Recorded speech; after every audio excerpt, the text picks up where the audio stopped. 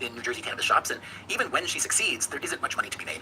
Those numbers can be pretty small when you're in a licensing deal. Between 9 and 15% is usually the average negotiation you can get as a licensee. In order to grow, she would have to expand Precious into other states, but that would mean finding a cultivating and manufacturing partner who's got a license in those places. You have to look at where some of these new states are coming online because that provides new opportunity.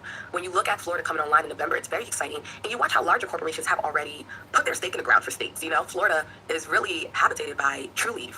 They have dispensaries already there on the medical side in Florida. So imagine when that flip switch to recreational. Be cool to be a Trulieve company right now.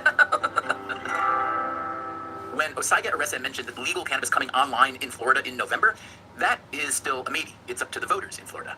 But there is one more wrinkle in the cannabis economy, more of a loophole than a wrinkle, actually, which means that even if you are in a state where recreational cannabis is not legal, there is still a legal way to buy products with THC, the intoxicating component in cannabis. Let me explain. In 2018, Congress passed a new farm bill, as it does every 5 or 6 years, in order to keep the country's agricultural policy up to date. The 2018 version allowed the cultivation of hemp, which are cannabis plants with low THC content. Here again is John Culkins, the drug policy researcher. The intent of the Farm Bill was to allow farmers to grow the cannabis plant for shirts and rope and seed and so on.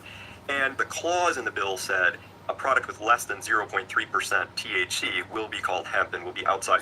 Well, that created 3 layers of loophole exploitation that's dysfunctional. One is people put the THC in a gummy or a candy bar and said, hey, it's less than 0.3% by weight THC. But that doesn't mean that it's a negligible quantity of THC. It just means that the weight of THC is divided by the weight of the food product.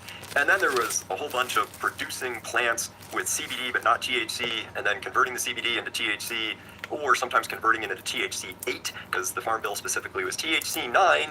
THC-9, also known as Delta-9 THC, is the most abundant cannabinoid in traditional cannabis. It is the one that gets you high. But entrepreneurs taking advantage of the Farm Bill hemp loophole began making a new class of intoxicating hemp products which isolate other cannabinoids like Delta-8 THC and Delta-10 THC and CBD. There's been a lot of research by now on CBD, which doesn't get you high and is generally considered a safe medical treatment for a variety of conditions. But cannabinoids like THC-8 and THC-10 are much less well understood, and their psychoactive effects can vary from person to person. The licensed cannabis industry, through the tracking and testing we heard about earlier, is heavily regulated. This signals to consumers that their products are consistent and not dangerous.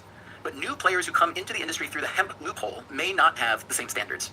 And then the most recent loophole is people say, hey, wait, I grew regular old cannabis. It's just like the stuff that you mean to regulate. But technically, until it's heated, it's not THC-9, it's THCA that hasn't been decarboxylated by the heating process. None of that was intended when the Congress tried to let farmers make rope and shirts. So all of that stuff is happening totally outside of any regulation, and there's nasty stuff that happens. Some of the byproducts of the conversion of the CBD into THC, you can get some unnatural cannabinoids that are really not well understood. There's horrible labeling, so there's a lot of ways in which the current situation is much more of a Wild West. So even in many states where cannabis is illegal, you can buy intoxicating hemp-based products in gas stations, corner stores, online retailers. You can even use a credit card, since those sellers are not locked out of the banking system the way that licensed cannabis sellers are in states where cannabis is legal.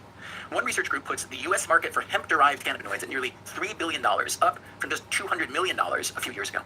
If you are the kind of person who likes to take note of the unintended consequences of well-meaning legislation, well, this was a pretty big one. Some lawmakers in Congress are trying to close the hemp loophole in the next farm bill. Until then, some states are happy to take advantage. Minnesota, for instance.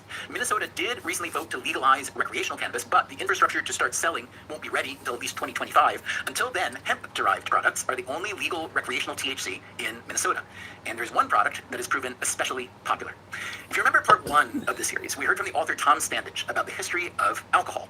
Here's another question I asked Standage during that interview.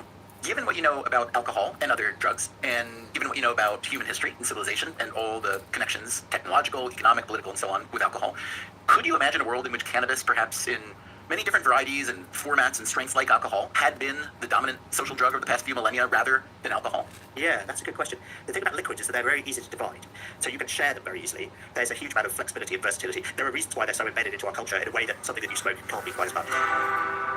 So, Tom Standage sees the social component of alcohol as unbeatable. It is true that for many of us, there is nothing more enjoyable than holding a glass of something you love while hanging out with the people you love. We've been doing this for millennia.